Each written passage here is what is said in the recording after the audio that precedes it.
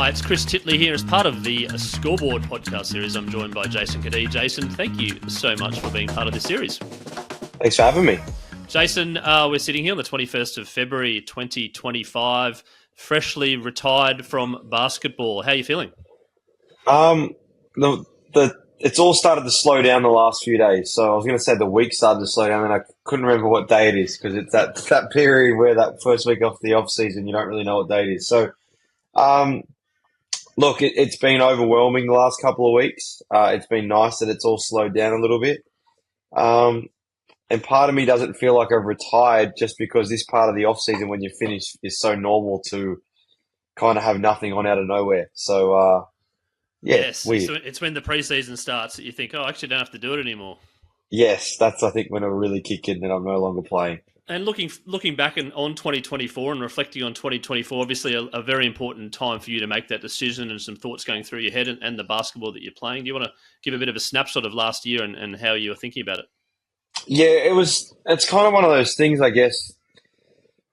People forever and a day have always said, what's next? What's after basketball? What about when basketball's not around? And it's one of those things as an athlete, you go, well, I'm not worried about that because I'm worried about just every day getting better and trying to be the best I can at this. And it's obviously being an elite athlete or a professional athlete, so much of your time has to go into that because so many people are trying to take your spot each year. But it was honestly about 12 months ago, the CEO and founder of Step One, Greg Taylor, I'd had a bit of a relationship from him just because I got a pair of the underwear. I really liked it. So I was like, how do I get more? And that formed in about 2021. So we kind of, I'd say a bit of a friendship, and we kind of go back and forth, and he'd come to me with things or I'd go to him with things, and we started to develop this kind of relationship. He'd be watching games. And then about 10, 12 months ago, he said, all right, I've had enough. I want you to join and I want you to help me do some things and bring athletes on board and start to expand that. I said, okay, let's do it. If you know Greg, he's kind of one of those guys you just say yes to. And that just transformed over this last 12 months. Became a part-time job for me. I was just doing it in and around basketball. He was really good about my time, and when I could do some, just make sure I get some done. And so I really enjoyed kind of that balance of having something outside of basketball. And then it got to the point where I kind of also sat there and said, it's probably nearing a point where he's going to say to me, I want you full time. What am I prepared to do? Am I prepared to do that and stop playing basketball? How do I go about it? And I just kind of thought to myself, I've seen so many people come in and out of this job. I've seen people that came in for 1 year left, came in for 10 years left. I've kind of been there the whole time. And when it's not there, they all go, what's next? What am I going to do? I don't know what to do. And I thought to myself, I'm actually kind of taking that away, and I'm actually choosing to retire and moving into something that I really enjoy. So it was a weird process, and it's something that you probably, as an athlete, I've seen a fellow person who retired recently. It feels like you're quitting, which is the opposite of what you're told to do as an athlete. And so I, once I got my head around it, I thought it was the right time, the perfect time for me and my family, and it was the right job to go into as well. Yeah, and 5 years ago, did you think that you'd be working for an underwear company? You could have asked me 2 years ago and I would have said no chance. It still doesn't. It's still, when people say it, you left basketball to work for an underwear company, it does make me laugh. But yeah, mate, I spoke to you about it before we got on this. The product's elite. I'm wearing them today, actually. So yeah, yeah, Step well, One, get some. I'm not going to show the listeners out there that I'm wearing the Step One undies, but they are comfy, and I can vouch for that.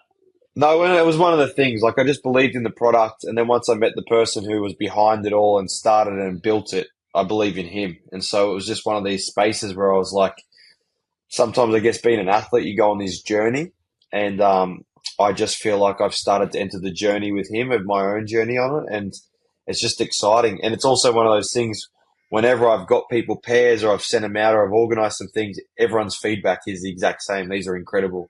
And so, yeah, it's an exciting journey. From an exciting journey coming forward to looking at that journey of basketball, looking back, you played 424 games, 3,680 odd points, 14 seasons. How do you feel about that looking back there now? 15 seasons. You cut one off me. Sorry, mate. 15 seasons. Right, that's it. I'm fired. You can quit the podcast now. No. Like, see, I've got to make sure these things are right now, because soon it's going to get, like, as I get older. Did 424, right? Yeah, you got that right. Nailed that. The hardest part you got. 3,688 points. So you could be pretty I, close to that, you reckon? I have no idea. Now you're getting the stuff I don't know about. Four But teams? yeah, it was a dream when I was a kid. My dad was the CEO of the West Sydney Razorbacks. That started when I was about 7 years old. So from the age of 7, I was essentially in around game days, in around trainings at an NBL team, and that's a lot of my memories. A lot of my memories were around NBL teams, around basketball stadiums. When I was younger, it was all I wanted to do. And so part of me sits here now and goes, if I could show that 7-year-old, 8-year-old me that I'd actually played 15 years, I think it'd be a pretty cool thing to be able to show someone that dreamt that. So it's a weird process, but yeah, cool. When you were a kid, who were you following, and who were the players at the time? Well, anyone that played for the Razorbacks, so anyone that played for them. So back then, like people like Derek Rucker, John Riley, Simon Dwight, Sam McKinnon, like the list goes on of people that played for them that I really liked. Andrew Gaze and Shane Hill were obviously two people that I loved watching and following, and we had a close relationship through my dad's nephew being their agent. And then I love Kobe. I was a big Kobe guy when I was younger. Obviously, the NBA when I was younger wasn't as easy to watch as it is now. Yeah. But I was a big Kobe fan. Mate, you had Channel 10 midday. I think you had about an hour, or the top 10 plays of the week. That's all I got when I was growing up in the NBA. That was it. And you sort of had to you press record on your VHS to sort of watch them again, right? And rewind. You get that late night 30-minute show that'll Sports pop up Tonight. now and then. Yeah, you get exactly. Bill No, McDonald. so it's not as easy as it is now. You can pick up your phone and watch whatever you want to watch. And the love of basketball obviously came through your parents, you mentioned as well. But what was the game of basketball? What did that mean to you in regards to why you loved it so much? I loved being good at something. I think that was when I was younger. But I would say for me, I've always been a people person. So for me, it was the space where all my friends were. It was where my family was. It was like everyone that I liked was in that setting. And so it was kind of how my life has gone on. All my mates, I felt like I put them on my schedule of when I play. We're all like, I just try to bring everyone along for the ride with me. And I'd say that's the one thing I love about basketball. And that's the one reason why I hope my kids play it. Not, I don't want to force them if they choose to play it, but I just love the setting of basketball and the people. And I felt like I grew up in such a great network of people. And yeah, I think that's a great thing and a reason that helped me grow to who I am today. And when you realised that you're good at it, the dream was to potentially play in the NBL. The dream was getting closer to reality as you got older. When did you start thinking, actually, I'm a shot here? It's probably around under 18s. When I was bottom age 18s, it was the first year as a bottom major. I had a pretty good year. I had a pretty good nationals campaign with New South Wales, and then top age 18s, it went to another level. I had a really good nationals. I was putting up massive numbers. I got to the stage where there was some conversations of, do I go and play in ABA, which is NBL 1 now? So I ended up in that top age 18s year. I played 18s. I played Youth League, which was under 23s. And I played a few games of ABA that year. So I that top age 18s, when I was starting to play in those environments, I realized how quickly things were moving. But then it was really when I got to the AIS. After that year, when I went down the AIS and I was part of the Australian junior team, and I was just in that setting every day, it just like I felt like everything went to another level. And yeah, that's kind of where it just all led to things jumping really quickly. And mate, in and around that, something tragic happened in your life, and the people that have followed your career would understand and know the story. But the people out there, the listeners that haven't really followed you too closely, do you want to talk about what happened in July of 2010? So essentially, just after what I ran through, when I was at the AIS, I was there for a full year. We had the 19s. And then I went back the following year, but I was always only going back for a short time because I was either going to go to the NBL or go to college following that. And so I decided to go the NBL route. I wasn't going to go to college. I signed with the Gold Coast, and at that time my dad was coaching the Bankstown Bruins in the then ABA, now NBL 1. And so I made the decision, well, instead of staying down in the AIS where we're not playing as many games, I'll go back to Sydney and play for a few months leading into moving to the Gold Coast.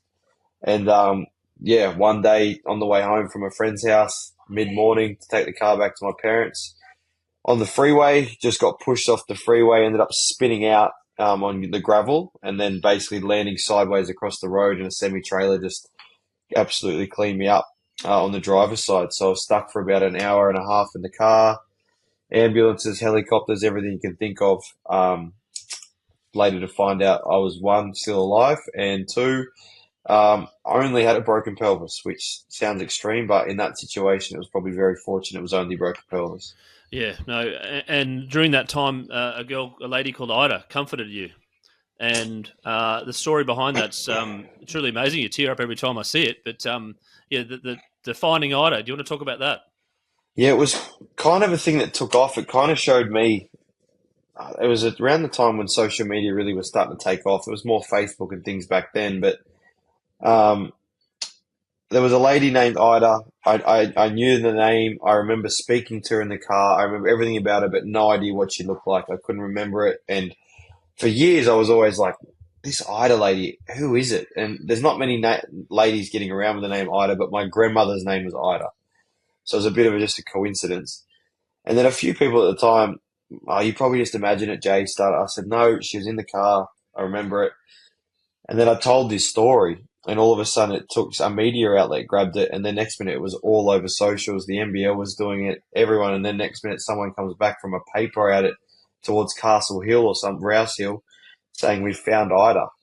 So they brought her along to a game, and it was a bit of a weird process to me too, because it was kind of like this piece where I didn't know if I wanted to uncover it or it was just a thing like just leave it. And then yeah, anyway, they brought her along to a game. We played New Zealand. I met her for the first time. There were obviously cameras in that there, which I did feel a bit bad because I didn't do it for the process of I wanted it to be filmed. But it became a pretty cool story, and I was lucky enough just to meet her and say thank you. It was more just someone who had meant something to me, but I never got to say thank you for climbing into a car that's wrecked and sitting there until the ambos and everything got there. And telling you that you're okay, you'll be fine, keep going, Yeah, yeah? Yeah. yeah, Oh, what an amazing moment. And she was from New Zealand. I think you touched up the breakers that night too. we did, we did. So I had to say sorry to her for beating New Zealand, but she, yeah, just incredible that I could bring her into that setting. And I guess from the other side, she probably was always wondering what happened to that boy in the car. Wouldn't have probably known my name or anything. So I guess a moment for both to give a bit of clarity and hopefully a good feeling for her as well. And speaking of moments post that accident with the pelvis, etc., and getting back on the court, how did you go about getting that? Sort of after that huge shock and something which obviously the flashbacks, etc., and getting back on the court and playing basketball. Well, it helped that the accident was unrelated to basketball, so I just was doing everything I can to get back playing. It probably also helped. I was only 18 or 17 then. I think I was 18. So I was young and I treated it probably more like I just did my ankle rather than I have Just a like broken brush it pelvis. off. Yeah. So I actually, because I remember they told me, look, you probably won't play for 8 to 12 months. I played after 5.5 months. Um, then off the back of that, I realized it took me every bit of a year to get back to feeling somewhat normal because that first season there were days where I got up and I couldn't walk properly. There was a whole heap of things I was managing that first season. But it was just, I had a great support network, as I said earlier, a lot of good people around me being friends and family, but also the staff, the physios, the strength people that I had to help me through that time. I wouldn't have got back to playing if it wasn't for those people. And the goal was always to get on the court and play in the NBL, and then your first game. Do you remember that? I do. I do remember that. We played Townsville on the Gold Coast. I was absolutely crapping myself. I'd been from playing ABA 6 months earlier to not doing anything other than trying to work our way up to a game. I remember saying, should I go play like a local comp game or something first? They're like, no, you're right. Don't get yourself Oh, injured. yeah, exactly. But we played Townsville. I remember it just being like, it felt like a blur. And then I'm pretty sure I basically had to be helped to the car because I couldn't walk out of there because my hips had just seized up. Right. Um, so that was when I learned that it's going to take a lot of rehab and a lot of extra attention to get back going. And the dream as a kid to get on the court and playing NBL and the reality of actually playing your first game, how different was it? I think because of all I'd been through, it was almost like I was relieved that I was finally back playing more than I was in the NBL. So it probably actually took away from that moment of this is a dream come true to I'm finally back playing. But that first year and that kind of group of guys and Joey and the coaching stuff, like it was just a great group. So I just learnt so much for those first 2 years. So then being able to step out on the floor and play, you're almost so caught up in trying to play well and make sure that you do the right things and you don't mess up that you kind of lose track of, oh, I'm actually playing on an NBL court. So the reflection comes after, not during, I'd imagine. I think so, yeah. Yeah, and then getting to that first game going, I've made it, we're here. What was the goal then going, this is cool, I want to stay in as long as I can? Pretty much. It was just like, okay, how do I get better? How do I play more minutes? What do I have to do? I was always watching, like, what's Adam Gibson do? What does James Harvey do? I was always watching what other people do and seeing how I could help them when I play or what I could do to make sure that they want to play alongside me. It was just about kind of picking up and noticing everything else and then seeing what I could use and apply for myself. And basketball is a team sport, but there's also individual aspects of your own game, but then there's also roles within the team. How did you go about balancing that early on in your career? I guess the part for me that I was very fortunate with was my family so entrenched in basketball that it came so naturally to me, just being able to pick up on plays or picking up on tendencies or things that people like. That was natural to me as a young fella. So the game didn't seem as quick as what it probably would for some others, just because I could understand where and what people like and what they want. So for me, a lot of it was just about being able to be on the court and making sure I was doing the little stuff that allowed me to play a bit longer. And then hopefully I could help other people play well. And that would then follow back to me when the time was right. And then getting in those teams and making the starting five and then improving and getting your points and your assists and rebounds, etc. up. What do you think it was in your brain that made you better than others?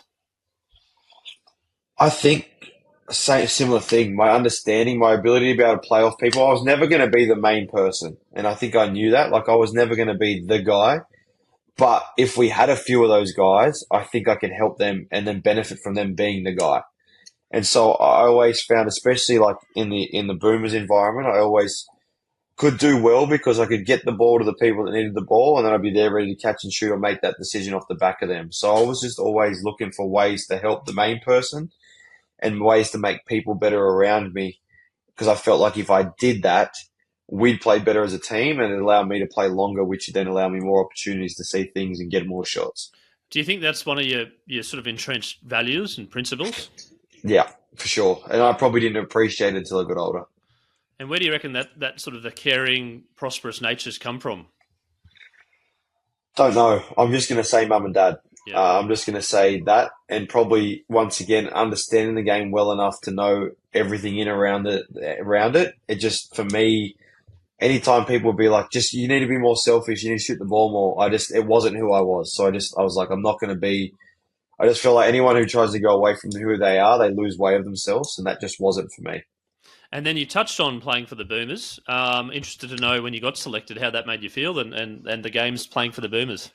Well, it was a surreal experience because I was still 17 when I first got called into it. So when I first went down the AIS, we went to a pre-Worlds tour in France, and we had a bunch of games. And then Marty pulled me, Matthew Dellavedova, Cody Ellis, and Brock Modem into a room and said, "You guys have been selected to go into the next Boomers camp when we get back." Like legit land to go into it. And we were like, wait, what? So we were so jet lagged that I remember by the time it came, we were like, we don't want to even do this because we were just a mess. We're up at 2 a.m. But went into that. It was a big camp, so there was a lot of people there. But we went into that environment and I got a bit of a taste of it. And then following on from the World Cup for the 19s, called into another camp, which then I made a trip to go to Argentina and Brazil. So that year became a whirlwind of events and the Boomers and the Junior and the Emus and signing an NBL deal. So there was just a lot unfolding in that process, and it was one of the most surreal things ever because I was rolling out. Remember on that tour there was Joe Ingles and Patty Mills and Nate Jarwai and Brad Newley, like just those list of guys who weren't who they are now, but they were playing at high level places. I think Joe was in Barcelona at the time and Paddy was in Portland. Like it was a pretty cool experience.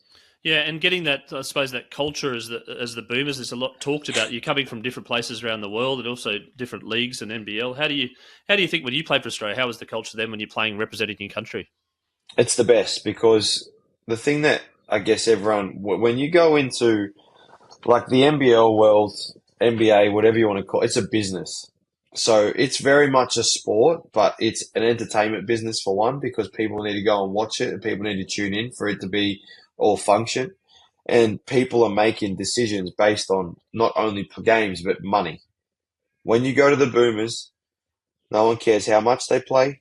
No one cares who takes all the shots. You're not there for money. You're actually there to play for your country. And it's probably the only time in that setting when you've got a whole heap of dudes where people play the right way, because they're just there to win. And if it means waving a towel, I'll wave a towel. If it means playing 40 minutes, I'm playing 40 minutes. And so I always just love that environment, because I was like, this reminds me of what junior basketball was. We're just a bunch of people that love being away and playing together and trying to win games. You're very empathetic, and it sounds to me you're very caring of others. When it comes to winning, are you a competitive person? Oh yeah, hate losing.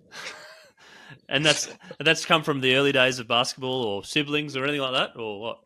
Just all of it. My mate, as I said, like a lot of my friendship group were basketball players or whatever. So just between us playing games on a Saturday while our dads were playing, training for masters, or whether it was playing PlayStation or playing backyard cricket, it didn't matter. I've always liked winning.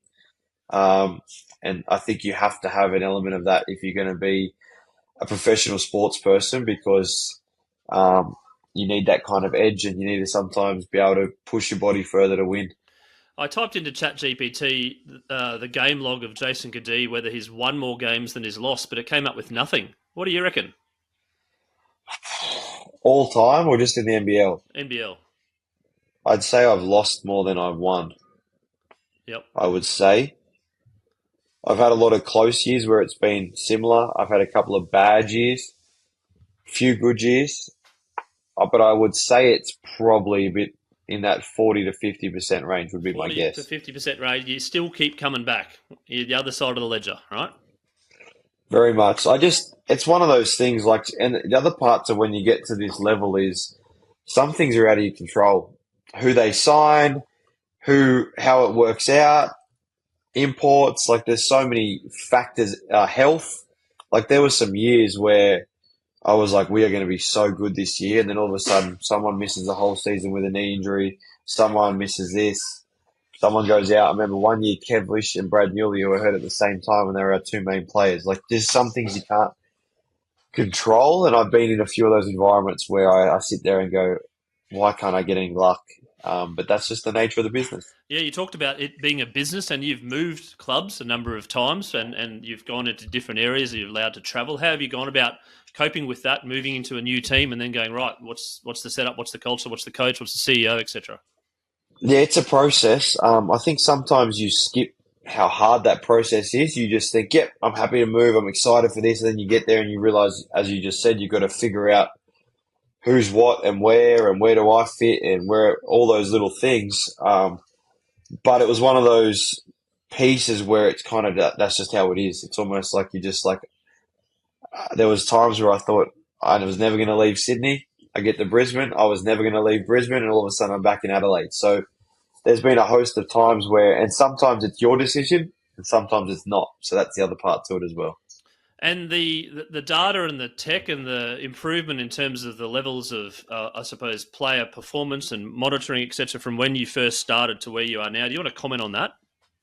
It's definitely changed. There's a lot more put into the data and different things. I actually still believe a lot of it is not useless, but I think there's still a lot of it that we've forgot it to go back to. Just communication is the key as well. I think we get lost in numbers at times when sometimes putting your head up and just watching and observing what's going on, you can get a pretty fair read for who's at what stage and how tired someone is. But in terms of the recovery, the strength, the facilities, like just some of the access you get to some of the facilities at the moment, like even for us in Adelaide this year, we moved late December. We had one training. It was only supposed to be two sessions at the new Sassy. They built a new performance centre. we trained there and we walked in there and said, "Can we stay here?" Just the gym, the court, the recovery facility, all in that one setting. It was just elite. And when you walk in, you see everyone else going, "Yeah, let's train here." Those kind of facilities are what really helps the day to day as well. And from your first season, the popularity of the game and the NBL, and particularly in the last 5 years, is skyrocketing. What do you reckon that's come down to? Larry Kesselman, he took it over. He put money into it. He put the right people behind it. He had a vision for what it was going to be, and I think at the end of the day, the product has always been pretty good. Like even when I started, like the product and the personnel around has been good, but there just wasn't much behind pushing it out there. So it was a kind of only your basketball people that really knew about it. Where now I'm finding that people that have just learn about the game and they're trying to get tickets, and even out we sold out every game this year. And it's just people, families, all different types, the kids, they all want access to it. They know who people are.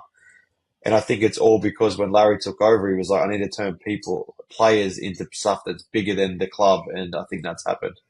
Yeah, and I think also a little bit of maybe the accessibility of KO and things like Yep. that as well. Like the minis and the kids can actually keep an eye on teams, and the access to mobile phones and the Even the globiness of the NBL game. app. Yeah, Even the NBL app, like even for me, like being able to click on the app and seeing who's playing and just flicking on, even if I watch 5 minutes, it's just so easy to go, yep, done. Or NBL One. You can go on NBL One now and watch games all over Australia. So you basically got something all year long that you can kind of tune into, and I think that's helped big time. absolutely. And speaking of NBL one, you're keeping a little bit open there, having another shot. Well, I was moving back to Sydney, obviously with a step one, and I just that is my main priority, obviously, and that's why I retired because I needed to put more time into that. And so for me, going back to Sydney and then being super open to me just being in Sydney again, I was kind of like, do I do I play? Do I not? I just thought it'd be silly of me not to. At least I'm not. I didn't retire because my body's broken. I actually could keep playing, and so I just was like, if I can keep playing here and there, it keeps me in the basketball scene. It keeps me moving, and what a cool part for me, where it's kind of like where my career started is pretty much where it's now going to end. ABA, NBL one, beginning, end. It works pretty Yeah, well. Yeah. yeah. So that was a big part of it. I'm going to ask a couple of personality traits to see whether I sort of read you pretty well. First one is confidence. Are you a confident person? Because I'm sensing that you are deep down, but only when you know the environment. Yeah, probably a bit of that. I've gone through stages for sure, especially being in our industry. There's definitely stages where I'm like, you struggle to find it. You feel like you've lost your way a little bit. I can't do anything right. Part of being an athlete, the mental side of it is big. So I would say I definitely I'm a lot more confident in situations where I understand the surroundings. Um, but once again, it's also confidence is such a hard thing to feel like you have all the time. What about nervous? Do you get nervous before the games? Yep, yep, And, always have. and what do you do to get rid of those nerves or ease the nerves? Is there something that you do, or is it just getting into that first tip off? It's more getting into the game. Once you kind of get into the flow of it, I would definitely say it's dropped off compared to what it was when I was younger. As you get older, that feeling of just the repetitive of I've been here before. But definitely certain games for sure, there's that element of nerves and I think nerves are a good thing. I just think if you didn't have them, it would mean you're probably not as interested or not as in love with it anymore. Did you feel like you played your best basketball sort of at the early or middle or later stage of your career? I'd say around the middle. I reckon around the middle, that kind of uh, that middle to those years in Sydney and Brisbane were probably when I played my best basketball. Hmm. Are you a good sleeper? At times. Now that you're a dad, Well, we're pretty fortunate. Jazz does a lot of the stuff with the kids, and my older two sleep pretty well, so I don't have to manage the little one as much, which is nice. But I've always been a bit of a late night owl. I've always been that kind of 11 o'clock, 12 o'clock go to sleep. Depends how busy we are, I guess, too. And switching off from basketball, such an integral part of your family, such a centerpiece of your life. I can see in the background you got a little 3-point missile horse thing. There's some hobbies outside of basketball that tickle your fancy. Yeah, no, horse racing is through my dad. Dad was always into horse racing. He used to race trotting horses I was little. And then when I was in Brisbane, I owned a few that you can see behind me with Tony Gollan, who's the lead trainer in Queensland. And I actually used to go down and just, especially midweek, weekends get a bit more hectic for him in terms of how professional it gets. But midweek, especially if we had a day off, I'd go down and just hang around and talk with him. And he'd want to talk basketball, I'd want to talk horses. But I found it as a great way to be around someone in a profession where it's such high stakes, and I could just see how he went around it behind the scenes. So it became a hobby for me. The step one stuff became, I guess, more than a hobby, but just something that I could engage in outside of basketball. So sometimes I'd come home from training or a game, and I'd be like filthy about something, but I'd have a call in the UK at 11 o'clock at night. So I would switch off from that and go into step one. And then obviously my family and friends. They've played the biggest part throughout my whole journey of being able to switch off. And I probably learnt in Sydney how amazing that was to have, because I get home from a game and basically at my house already was my whole friendship group. So Right, it that's quickly, awesome. yeah, yeah. And the messages of support you get when you win and you do something fabulous, you get lots, and maybe you don't get as many when you don't do as well. Can you talk about the importance of your core group there? Well, just it didn't matter to them, right? It doesn't matter if I played well and we won, I played well, we lost, I played shit and we won or lost. It doesn't matter to them.